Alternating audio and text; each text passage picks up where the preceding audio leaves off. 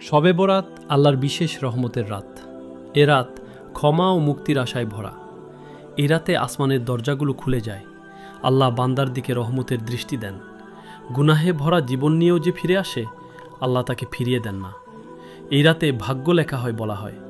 রিজিক, হায়াত, মৃত্যু সব আল্লাহর ইচ্ছায়। কিন্তু তওবার দরজা খোলা থাকে পুরো রাত। যে চোখের পানি ফেলেছে সিজদায়, সে কখনো খালি হাতে ফেরে না। শবে বরাত আমাদের আত্মসমালোচনার রাত। আমরা কতবার আল্লাহকে ভুলে গেছি, কত নিয়ামতের শুকর আদায় করিনি। আজকের রাত নিজেকে বদলানোর সুযোগ। আজকের রাত ফিরে আসার ডাক।